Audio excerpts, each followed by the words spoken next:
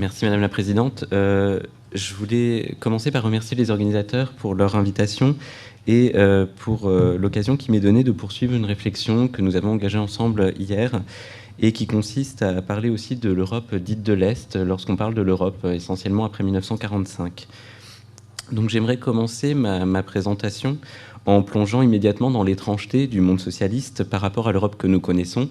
Je vais peut-être vous parler de choses que vous connaissez. Je ne suis pas totalement conscient de votre maîtrise des subtilités de la vie dans les mondes socialistes.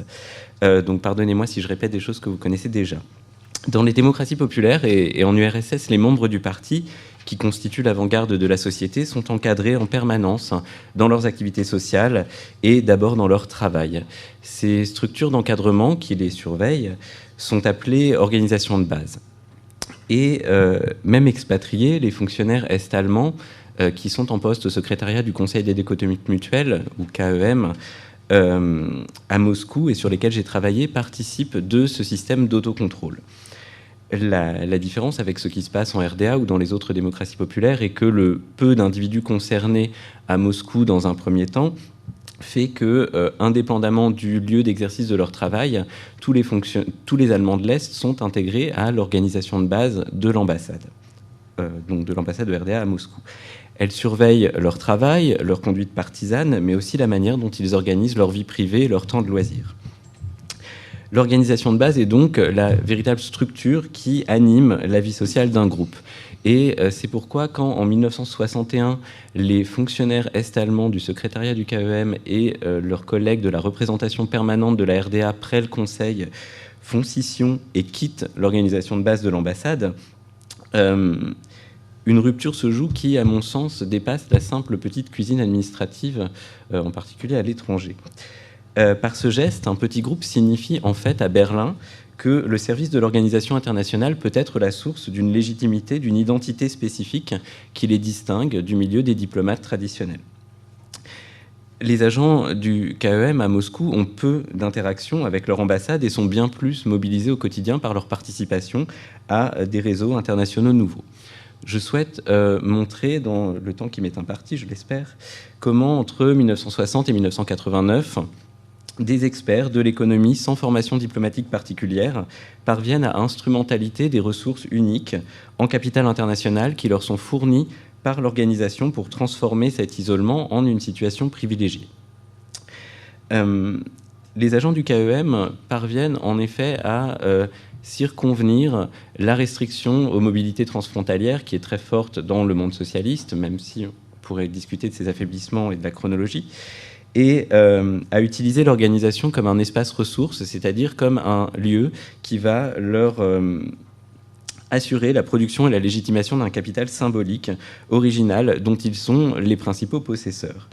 Et je voudrais donc proposer une sorte de socio-histoire des échanges quotidiens, des pratiques du travail international et des réseaux qui portent les circulations d'idées pour montrer l'émergence d'une diplomatie parallèle, mais surtout d'une diplomatie extrêmement spécialisée. C'est-à-dire, comme l'a dit Pierre Bourdieu, pour montrer l'existence d'un effet de club autour de l'organisation internationale. Donc pour cela, je structurerai ma démonstration en 3 temps. Je vous présenterai tout d'abord les conditions matérielles qui permettent la mise en place d'un nouveau corps diplomatique autour du KEM. Puis je reviendrai sur la construction identitaire de ces individus et la façon dont ils prennent conscience de leur appartenance à un milieu spécifique. Et enfin, j'essaierai de nuancer un petit peu cette capacité du KEM à produire un capital diplomatique international en mettant ce réseau en perspective à la fois dans le monde socialiste, mais aussi par rapport au système des organisations économiques internationales européennes et notamment de l'Economic Commission for Europe de l'ONU. Donc, premier point, la cristallisation d'un espace diplomatique nouveau dans l'Europe socialiste autour du KEM. J'aimerais, dans cette partie, souligner 3 éléments qui permettent, à mon sens, de comprendre l'émergence d'un internationalisme technocratique et sa transformation en milieu paradiplomatique. Il s'agit tout d'abord de l'autonomisation du KEM comme espace de production d'un savoir sur l'économie internationale socialiste, puis de la mise en place d'un statut international des agents du Conseil, et enfin du bornage matériel, qui est très important, d'un espace international autonome dans la Moscou soviétique. Donc, au tournant des années 60, et c'est ce moment qui est important, le KEM devient un acteur des relations internationales entre pays socialistes et plus simplement un forum pour la rencontre de différentes délégations gouvernementales. L'organisation a été fondée en 1949 comme réponse immédiate au plan Marshall, et elle se développe à la fin des années 50. Je vais vous donner simplement quelques éléments pour situer ce dont je vais parler. Elle est dotée en 1956 de commissions permanentes, sectorielles et transversales, dont les secrétariats sont d'abord dispersés dans les capitales des États membres et sont comparables aux administrations des DG de la Commission européenne. Ces secrétariats sont fusionnés et réunis au siège de l'organisation à Moscou en 1962 pour former ce qu'on appelle le secrétariat du KEM ensuite. Et cette administration internationale compte à peu près 600 fonctionnaires dans les années 60 et ce chiffre passe à 800 dans les années 70 pour se stabiliser entre 800 et 1000 personnes jusqu'aux années 80. Donc ce sont des individus qui sont d'abord caractérisés par leurs fortes compétences techniques. Cette expertise interne qu'obtient le Conseil lui confère une légitimité technique d'abord qui lui permet d'intervenir dans les négociations internationales aux côtés des États membres comme un acteur lui aussi. En retour, le service du Conseil accroît la dotation en capital politique de simples experts techniques et leur attribue des ressources, la maîtrise d'un réseau, la maîtrise de différentes langues, le russe, mais aussi le jargon de l'organisation internationale, nouvelles ressources dans le champ des relations internationales. La centralisation à Moscou permet aussi aux agents de circonvenir les restrictions de mobilité dont j'ai parlé à travers les frontières et de s'insérer dans des réseaux professionnels et des réseaux de sociabilité transnationaux qui sont pas uniques, mais en tout cas relativement rares à l'échelle du monde socialiste. Les fonctionnaires du KEM sont donc de véritables interfaces entre leur État membre et l'organisation, et ils quittent progressivement leur statut d'expert technique pour devenir des diplomates. Cette évolution, c'est mon deuxième point, suscite de nombreux débats, elle ne va pas sans dire, et les agents eux-mêmes se saisissent de la réflexion sur le sujet. Leur rôle diplomatique, pour résumer cette réflexion, se réduit-il à représenter les intérêts de leur État à Moscou, ou au contraire peuvent-ils être considérés comme des diplomates internationaux d'un type nouveau qui seraient chargés de porter l'intérêt de la communauté socialiste dans son ensemble, ce que dans le cadre de l'ACE on appellerait l'intérêt communautaire. En 1962, les statuts du KEM sont révisés et ils renforcent ce rôle particulier de fonctionnaires internationaux. Les agents de l'organisation obtiennent donc ce statut particulier. Ils sont dotés d'un passeport diplomatique spécifique dont ils peuvent se servir pour leur déplacement dans les États membres, mais leur statut de diplomate ne leur est pas reconnu dans leur État d'origine. Ils ne peuvent pas utiliser ce passeport, par exemple, dans leur État d'origine. Certains gouvernements progressistes, ils sont assez rares, essentiellement la Pologne et la Hongrie, défendent la possibilité pour les fonctionnaires de juger de plus en plus en opportunité politique des projets que ceux-ci vont soumettre aux États, et donc d'agir en véritable diplomate du Conseil. C'est le cas du représentant permanent polonais, par exemple, qui déclare en 1965, et je le cite, « Nous soutenons toujours le point de vue selon lequel le secrétariat, dans la pleine mesure de ses mots, doit être un appareil international. Nous ne déléguons pas nos camarades au service du secrétariat afin qu'ils y représentent les intérêts de leur pays, mais pour qu'ils y analysent objectivement les problèmes de notre coopération. » Donc, Varsovie fait véritablement l'apologie d'une forme d'internationalisme technocratique non exempt de dimension diplomatique. Mais pour marquer ce nouveau groupe de diplomates, il faut que ceux-ci puissent rendre véritablement visible leur statut et leur appartenance à un espace nouveau. C'est chose faite progressivement dans les années 60, puisqu'en 1962, les États membres s'accordent sur la construction d'un bâtiment qui doit servir de siège au KEM, un bâtiment de prestige, et celui-ci est inauguré en 1968 dans un nouveau quartier de Moscou, la Novaya Arbat, qui est un quartier à l'ouest du Kremlin, totalement réhabilité à l'époque. Et la tour du KEM, en forme de livre ouvert, je ne vous ai pas amené de photos, je suis désolé, accueille toutes les représentations des États membres près le KEM, qui sont donc détachés de leurs propres ambassades en URSS et qui n'en sont pas des sections. Par ailleurs, la représentation permanente de l'Union soviétique rejoint, et c'est très important, ses collègues en 1969, et elle intègre le bâtiment du KEM au sein même de Moscou, signe de l'importance que l'URSS veut alors accorder à cette arène diplomatique propre au monde socialiste. On est en 1969, juste après la crise tchécoslovaque, c'est un moment très particulier de relance pour le Conseil.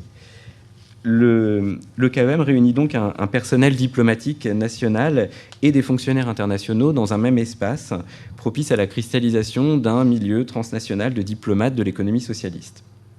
Le rôle du secrétariat employeur est décisif dans la mise en place de ces reconfigurations identitaires et dans la transmutation de capitaux techniques en capital diplomatique international. Et j'en viens donc à ma deuxième partie dans laquelle je souhaite présenter les sociabilités professionnelles et extra-professionnelles des agents de l'organisation internationale pour vous montrer comment elles participent d'un processus d'évolution identitaire. Les fonctionnaires internationaux, en effet, progressivement ne se définissent plus uniquement comme des techniciens, mais comme des porte-paroles de l'internationalisme communiste, qui est une vertu dans le monde socialiste, ou comme des ambassadeurs de l'intérêt commun du bloc socialiste. La vie au KEM les unit en effet de façon assez étroite par-delà les appartenances nationales. À l'exception du personnel soviétique, et ce qui m'a posé problème dans mon travail, d'une grande majorité des Allemands de l'Est, qui ne font jamais rien comme tout le monde dans le monde socialiste, tous les fonctionnaires vivent dans un immeuble moscovite qui leur est réservé. Une crèche et une école accueillent leurs enfants, et uniquement leurs enfants. Un centre de loisirs est mis à leur disposition exclusive en banlieue de Moscou. Un bus vient les chercher tous les matins dans leur immeuble et les ramène le soir du travail, de manière à ce qu'ils n'aient pas à se mélanger avec la population soviétique. Donc, quel que soit leur pays d'origine, les experts du KEM se côtoient en permanence sur le lieu de travail comme en dehors. L'allongement de leur carrière au service de l'institution à partir des années 60, puisqu'on n'est pas dans le système communautaire, il n'existe pas de concours pour les fonctionnaires internationaux, ce sont des personnels délégués pour 4 ans et révocables à tout moment.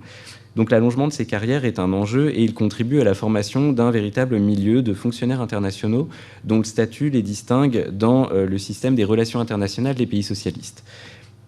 À partir du milieu des années 60, ces fonctionnaires s'interrogent donc sur le rôle qu'ils doivent jouer à Moscou. On commence à parler du KEM et des DG du secrétariat comme de ministères internationaux. Et ça suscite un énorme débat. Peut-il y avoir des ministères internationaux ? Et donc nombreux sont ceux qui s'interrogent pour savoir s'il existe une contradiction entre leur mission de fonctionnaire international et le statut de personnel délégué par un État.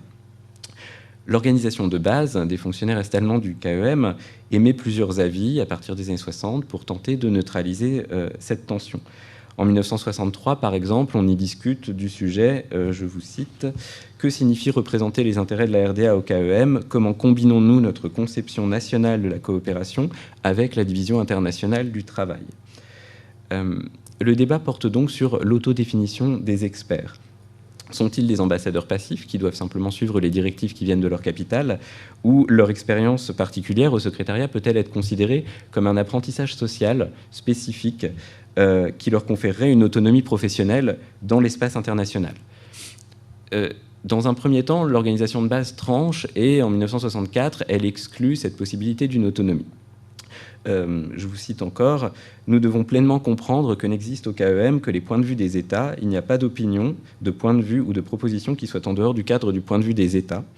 L'élaboration du point de vue du secrétariat doit toujours se baser sur le point de vue des États. » Je vous prie de m'excuser pour les répétitions, c'est du magnifique langage socialiste et pas ma traduction. Donc les experts du KEM sont d'abord considérés comme des ambassadeurs techniques uniquement, et non dotés d'une légitimité autonome.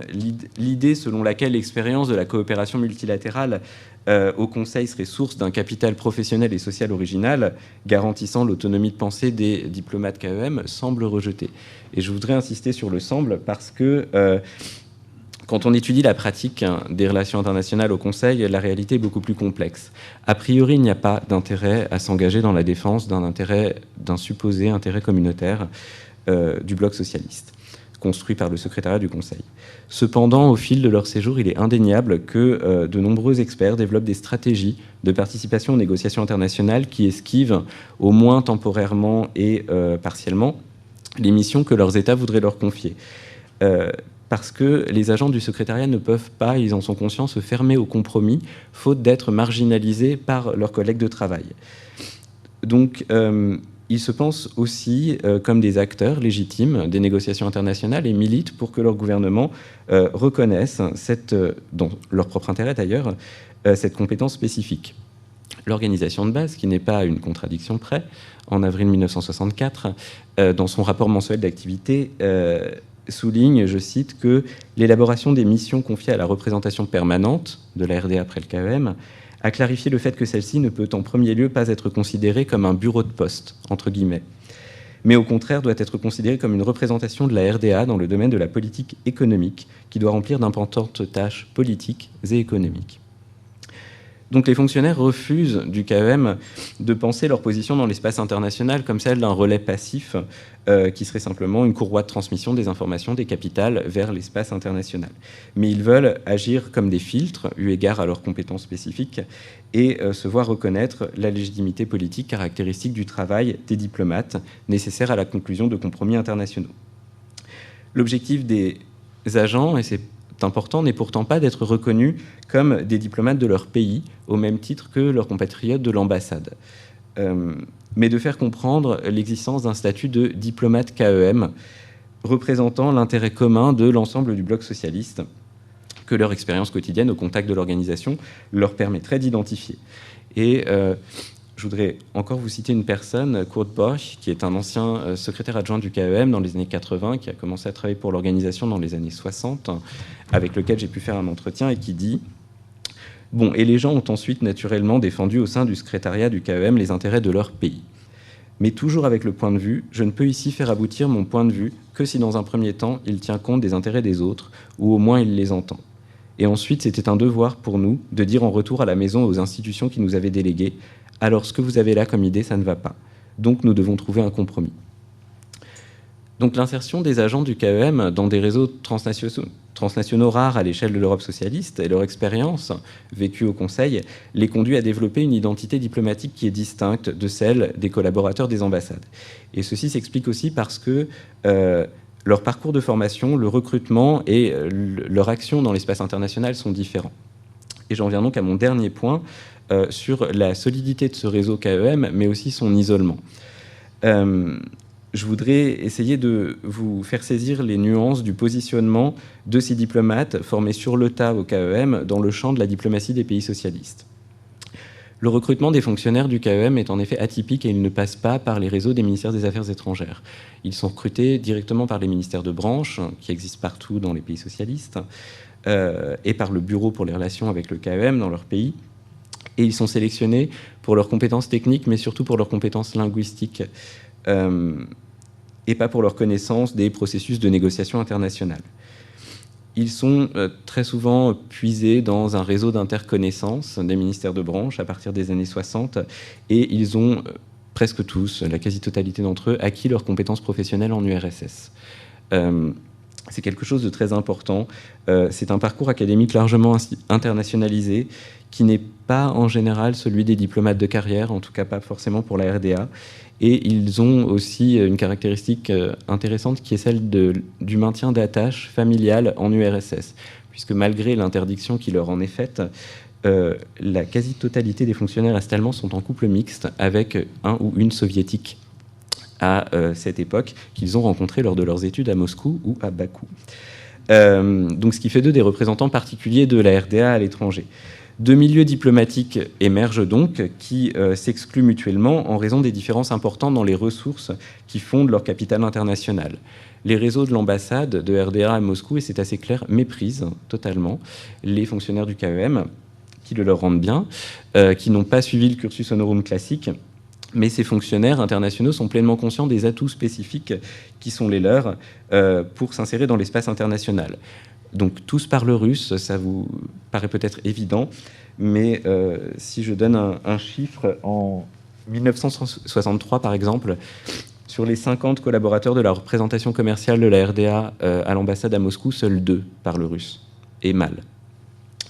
Donc leur participation ancienne à des réseaux professionnels en URSS, mais aussi transnationaux, et en fait ils ont connu dans les universités soviétiques des gens de toutes les autres démocraties populaires, Ils s'y sont connus comme étudiants, ils se retrouvent au KEM.